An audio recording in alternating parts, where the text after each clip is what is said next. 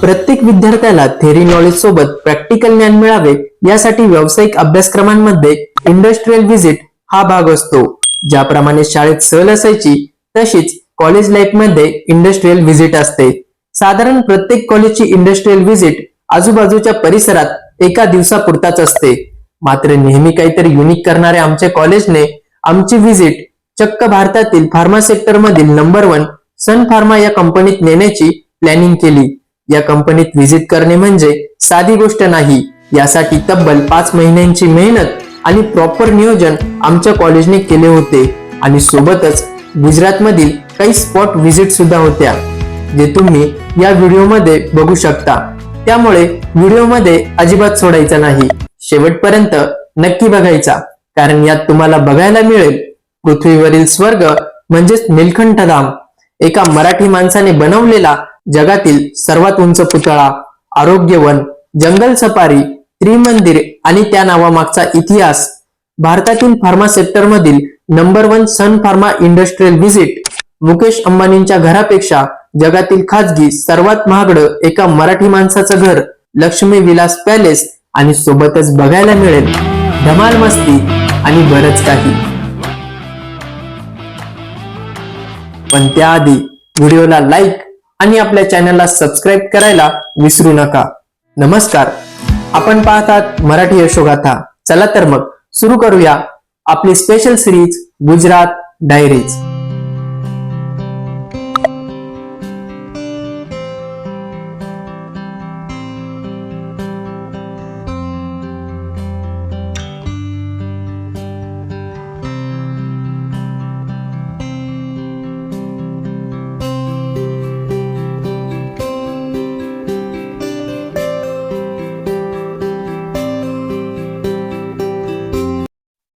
सकाळी 6 वाजता बॅग भरून मी कॉलेजला जाण्यासाठी तयार झालो।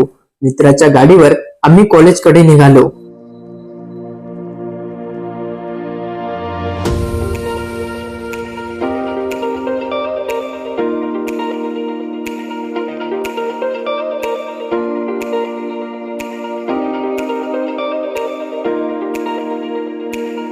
साधारण 7 वाजता आम्ही गुजरातच्या दिशेने प्रवास सुरू केला। तुम्ही बघू शकता की गुजरातला जाण्यासाठी सर्वच खूप उत्सुक होते।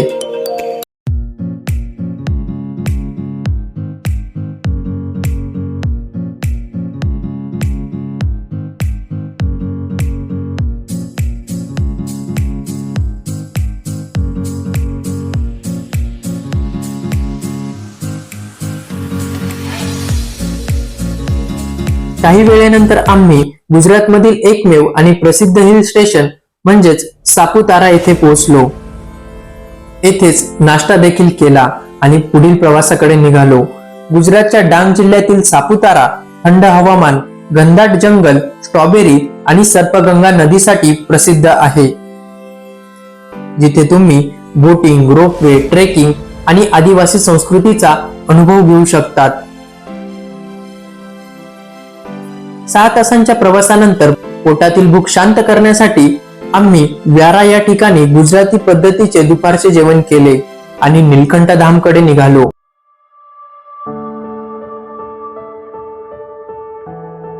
तीन तासाच्या प्रवासानंतर आम्ही नीलकंठ धामला पोहोचलो।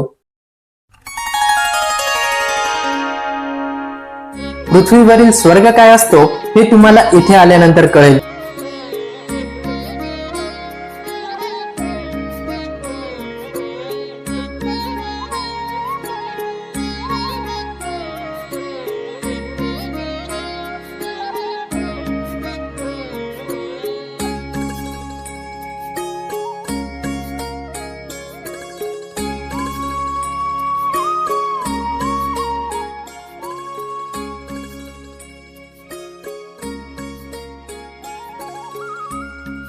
आणि हो, मंदिराचे मुख्य प्रवेशद्वार बघितल्यानंतर तुम्हाला नक्कीच बाहुबली मूव्हीचा सेट आठवेल। हे भव्य मंदिर ओडिशामधील स्वामीनारायण संप्रदायाचे असून ते नर्मदेच्या काठी वसलेले आहे, जे कला, संस्कृती आणि अध्यात्माचे केंद्र आहे। आज आम्ही येथील तीर्थालयामध्येच मुक्काम करणार होतो। फ्रेश झाल्यानंतर आम्ही मंदिराचा परिसर बघण्यासाठी निघालो। मंदिराच्या प्रवेशद्वारासमोर ग्रुप फोटो देखील काढला। मंदिराचा परिसर बघून दिवसभराचा सगळा थकवा निघून गेला.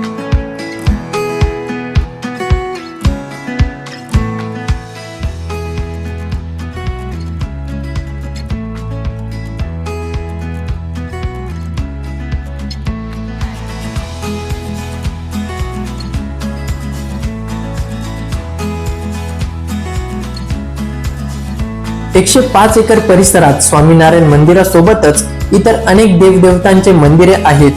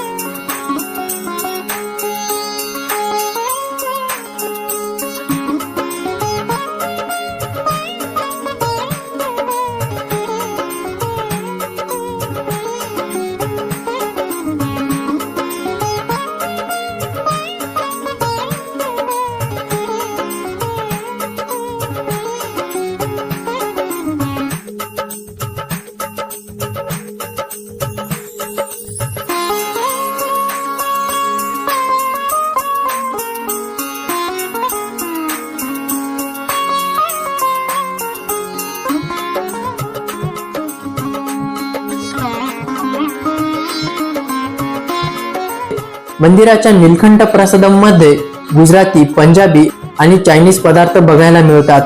रात्री आराम केल्यानंतर पहाटे 5 वाजता आम्ही टेरेसवरून मंदिराचे हे सुंदर दृश्य बघितले आणि जवळच असलेल्या कुबेर मंदिराकडे जाण्याचे ठरवले. पहाटे मंदिरात एकदम शांत वातावरण होते. परिसरात खूपच स्वच्छता होती.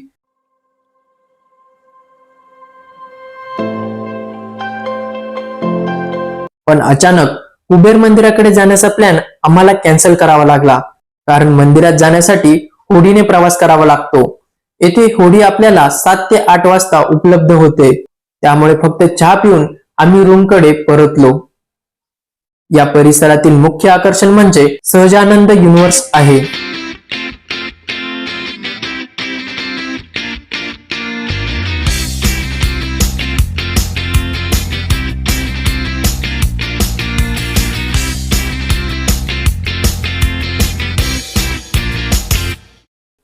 अकराशे मूर्ती, नौका विहार, multimedia water show, mirror house, science city, park, horror house, art gallery या परिसरात 200 रुपये एंट्री फी मध्ये बघायला मिळेल. सकाळी 8 वाजता आम्ही रूम चेकआउट केली. आता आम्ही निलकंठ धाम पासून 40 किलोमीटर अंतरावरील स्टॅच्यू ऑफ युनिटीकडे जाणार होतो.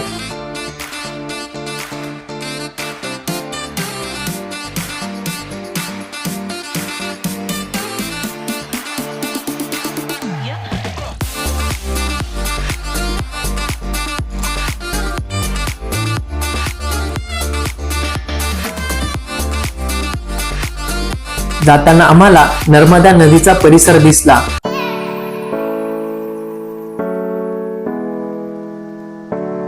तुम्ही जर रेल्वेने आला तर एकता नगर येथे पोहोचाल.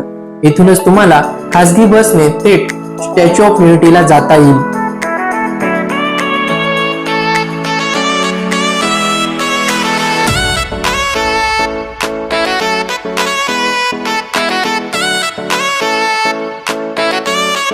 बस पार्किंग केल्यानंतर आम्ही 14 एकरावर पसरलेले आरोग्यवन बघण्यासाठी निघालो.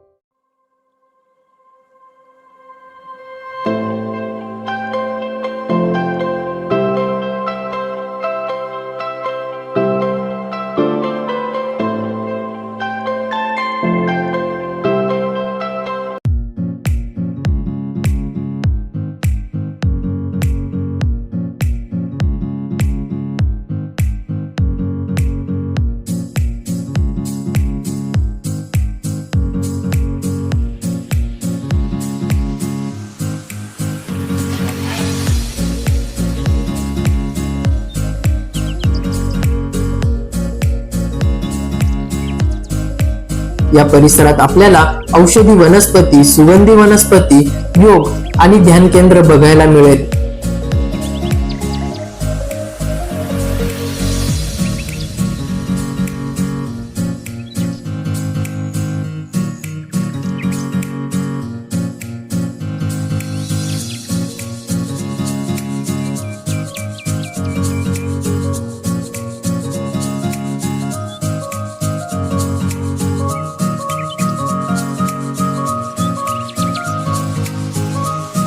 एकदम भारी गार्डन आहे. रिव्ह्यू म्हणजे एक नंबर आहे डायरेक्ट. हा परिसर बघितल्यानंतर आम्ही आता जगातील सर्वात उंच पुतळा बघणार होतो.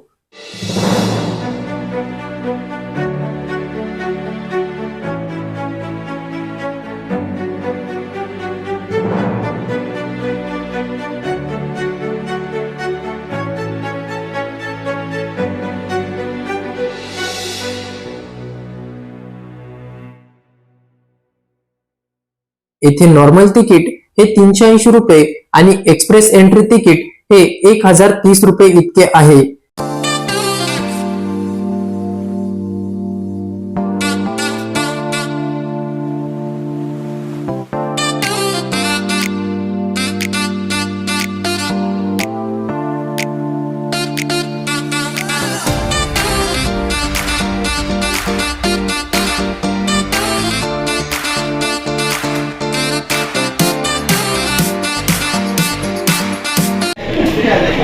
You're all studying? Yes. What are you studying? We are doing B.Pharmacy, Bachelor of Pharmacy. Oh, everyone? Yes, yes, You're sir. all pharmacists? Yes. We are future pharmacists. Good job. Good for you guys. Well done. Well.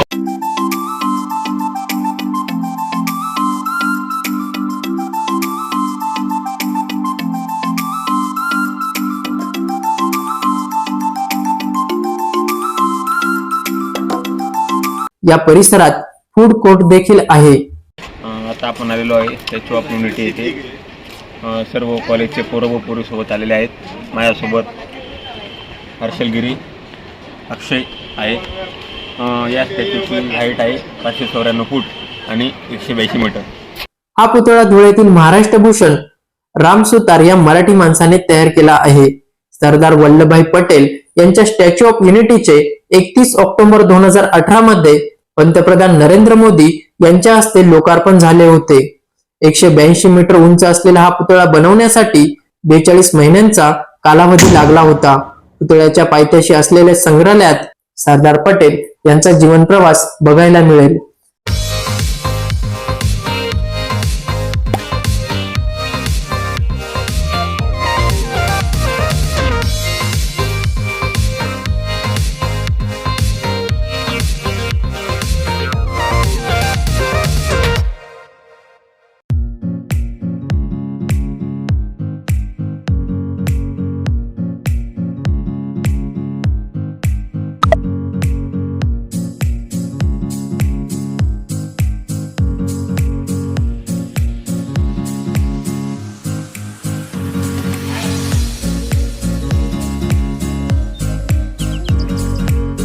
Statue of unity मध्ये 2 lift आहे, ज्याद्वारे सरदार पटेलांच्या छातीपर्यंत पोहोचता येतं.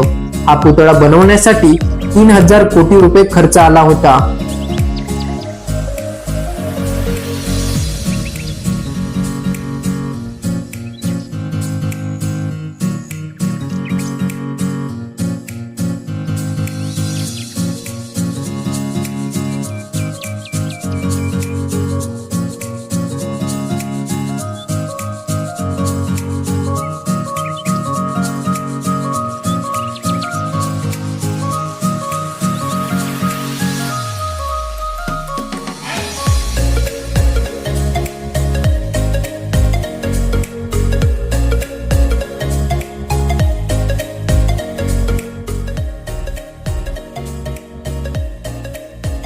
पुतळा बघितल्यानंतर आम्ही जंगल सफारीसाठी निघालो.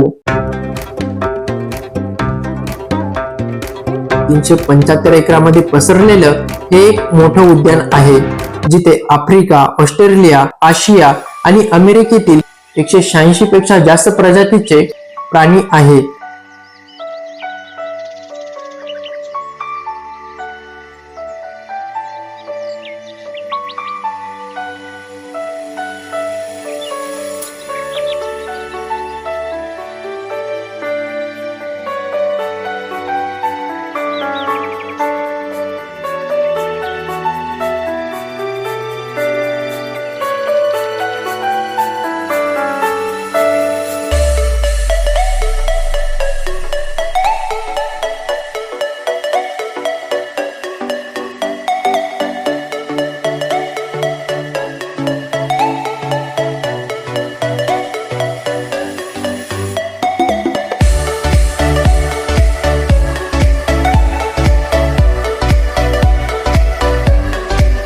इथे आम्ही एका इलेक्ट्रिक वाहनातून संपूर्ण जंगल सफारीचा आनंद घेतला.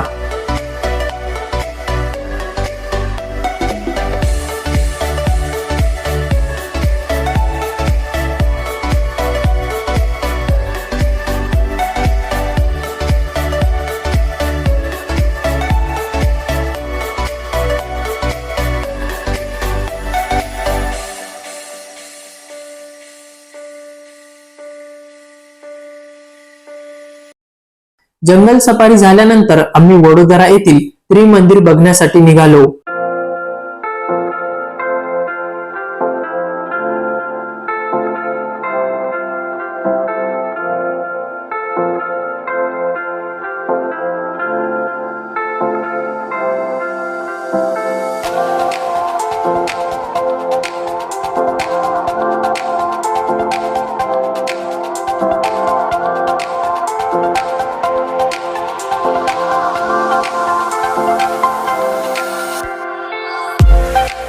मंदिर परिसरात स्वच्छता आणि खूपच शांतता बघायला मिळाली. येथे लहान मुलांसाठी गार्डन देखील आहे. आज आमचा मुक्काम याच ठिकाणी होता. सकाळी आम्ही मंदिरात दर्शन घेण्यासाठी आलो. त्रिमंदिर म्हणजे असे मंदिर जिथे तीनही प्रमुख धर्मांचे देव एकाच ठिकाणी एकत्र येतात आणि भक्तांना सर्व धर्म समभावाचा संदेश देतात. समाजातील मतभेद दूर करण्यासाठी परमपूज्य दादा भगवान यांनी त्रिमंदिर ही संकल्पना आणली. या मंदिर परिसरात सत्संग हॉल, भोजनालय, फूड कोर्ट आणि आधुनिक गेस्ट हाऊस देखील बघायला मिळेल. मंदिरात प्रवेश करताच समोरच आपल्याला वर्धमान तीर्थकर सिमंदर स्वामींची 13 फूट उंची असलेली मूर्ती दिसते. या मंदिरात जैन धर्माचे सिमंदर स्वामी, वैष्णव धर्मांचे श्रीकृष्ण आणि भगवान शिव या तिन्ही प्रमुख देवतांची एकाच ठिकाणी स्थापना केलेली दिसेल. या मंदिर परिसरात साईबाबा, गणपती, माताजी, बालाजी यासारख्या अन्य देवदेवतांची छोटी मंदिरे आहेत.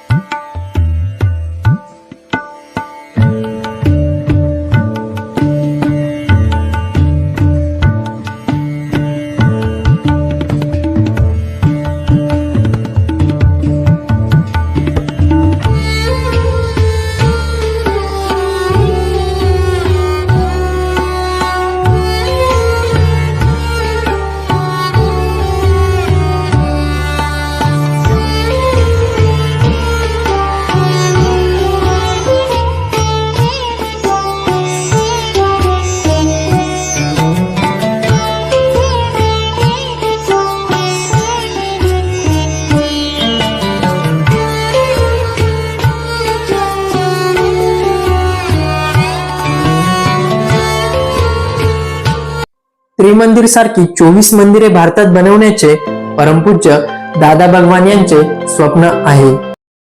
साधारण सकाळी 9 वाजता आमच्या ट्रिपचे मुख्य उद्दिष्ट असलेल्या सन फार्मा इंडस्ट्रियल व्हिजिटसाठी आम्ही निघालो.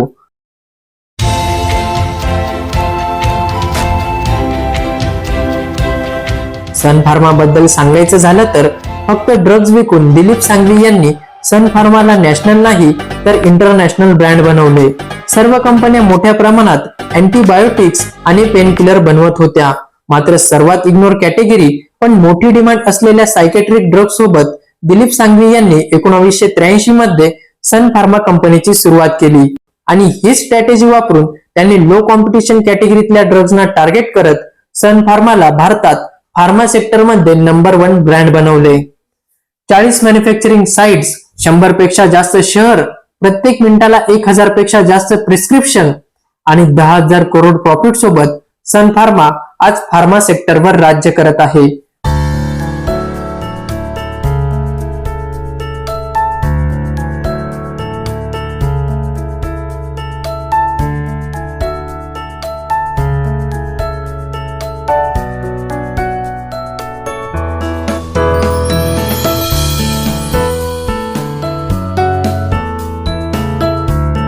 वडोदरा येथे सन फार्माचे R&D म्हणजेच रिसर्च आणि डेव्हलपमेंट डिपार्टमेंट आहे.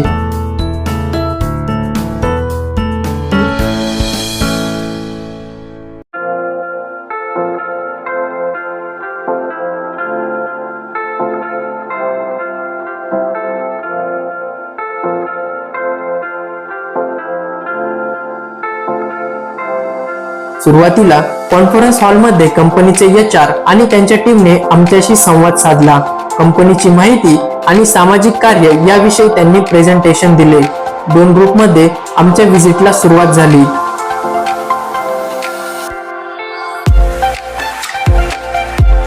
आम्ही analytical, biotech, API, formulation solid doses form असे 4 डिपार्टमेंट बघितले. प्रत्येक डिपार्टमेंटला आम्हाला प्रत्येक इन्स्ट्रुमेंटची डिटेल माहिती देण्यात आली आणि आम्हाला असलेले काही डाऊट सुद्धा लगेच क्लिअर केले गेले. शेवटी कॉन्फरन्स हॉलमध्ये आम्हाला sun pharma internship program, interview process याबद्दल माहिती सांगण्यात आली. कॉलेजतर्फे कंपनीला सन्मान चिन्ह दिले गेले. आमच्या कॉलेजचे principal Maru sir, vice principal Sonawane sir, industry visit coordinator Sonawane ma'am हे साधारण 5 महिन्यापासून या इंडस्ट्रियल व्हिजिटच्या अपॉइंटमेंटसाठी प्रयत्न करत होते.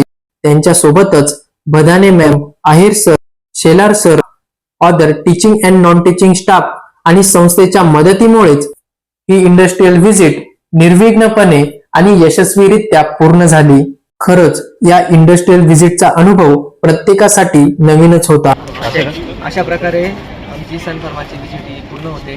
खूप छान वाटलं, काहीतरी नवीन शिकायला भेटलं, मी ते करायला भेटलं. जे आम्ही ऐकलं आणि जे आम्ही पाहिलं त्यात खूप मोठा डिफरन्स आहे. प्रत्यक्ष बघताना काहीतरी एक वेगळा एक्सपिरियन्स आला. 4 वर्षांचा huge gap between what we see and what we have. कोणतेही औषध मार्केटमध्ये येण्याआधी काय प्रोसेस होते याची माहिती आम्हाला मिळाली. शेवटी आम्ही सेल्फी बूथ जवळ फोटो काढले.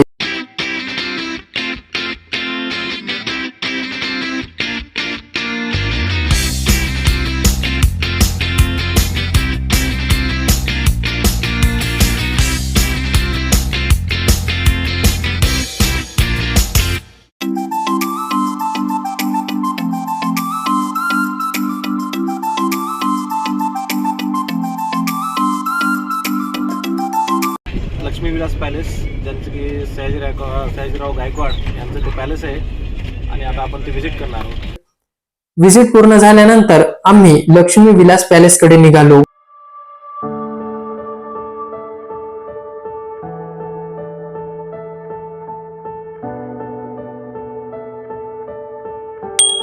मुकेश अंबानींच्या घरापेक्षाही जगातील खासगी सर्वात महागडं घर लक्ष्मी विलास पॅलेस सयाजीराव गायकवाड यांनी 1890 मध्ये निर्माण केले. त्यांचा जन्म नाशिक जिल्ह्यातील मालेगाव तालुक्यामध्ये असलेल्या कवळाणे या गावी झाला. पॅलेस व्हिजिटसाठी 250 रुपये एंट्री फी आहे. पॅलेस व्हिजिट करायला 1 तास लागतो.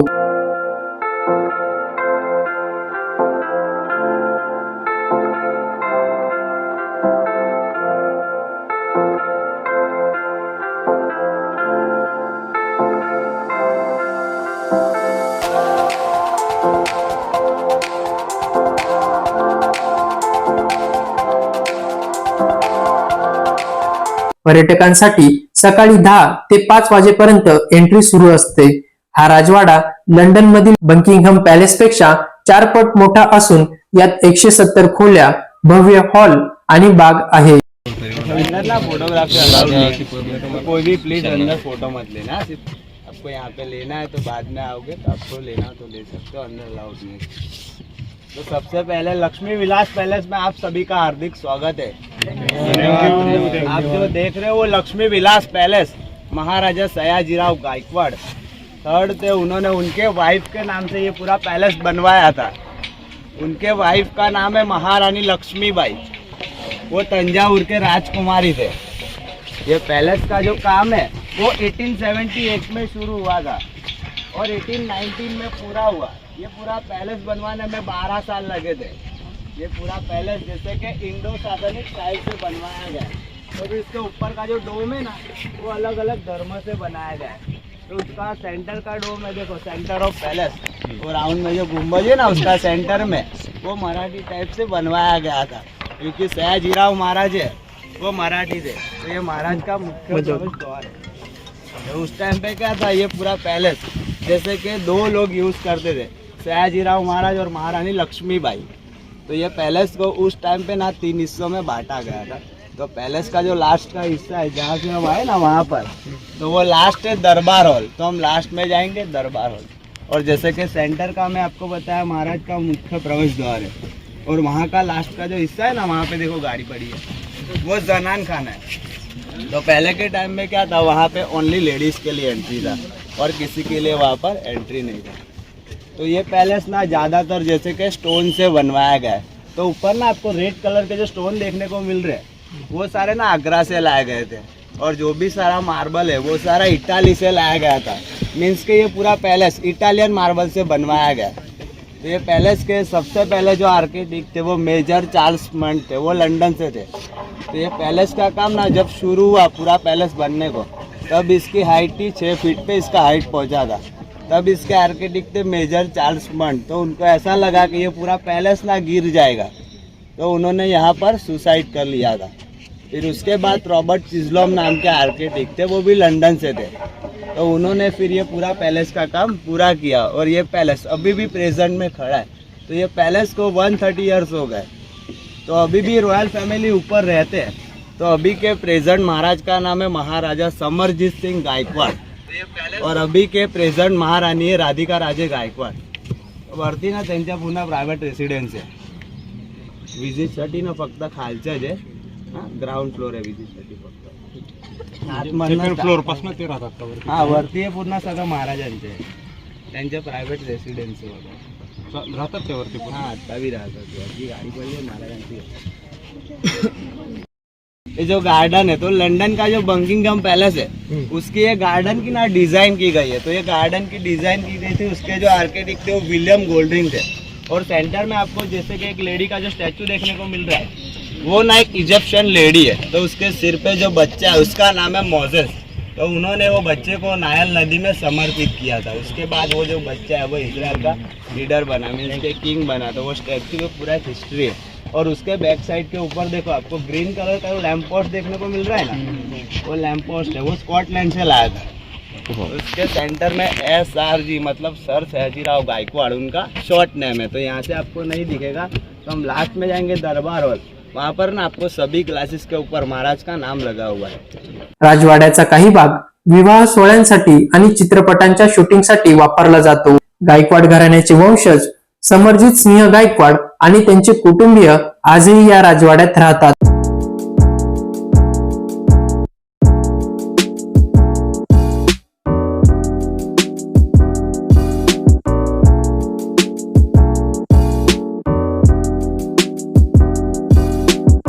सयाजीराव महाराजांच्या पहिल्या पत्नी लक्ष्मीबाई यांच्या नावावरून या पॅलेसला लक्ष्मी विलास पॅलेस हे नाव देण्यात आले।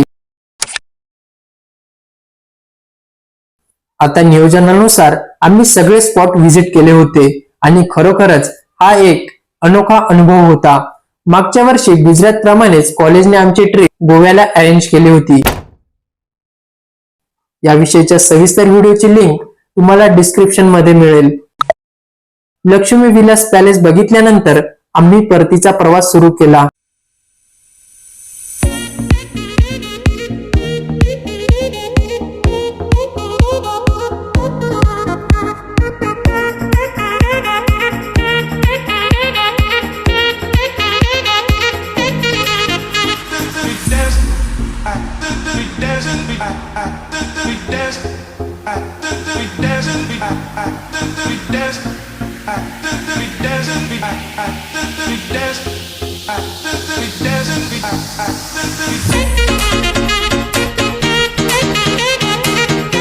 रात्रीचे जेवण झाल्यानंतर सकाळी 4 वाजता आम्ही कळवणला पोहोचलो आणि अशा प्रकारे आमच्या गुजरात ट्रिपचा आनंदमय शेवट झाला। गुजरात विषयीचे तुमचे मत आणि हा व्हिडिओ तुम्हाला कसा वाटला ते तुम्ही आम्हाला कमेंट बॉक्स मध्ये नक्की कळवा।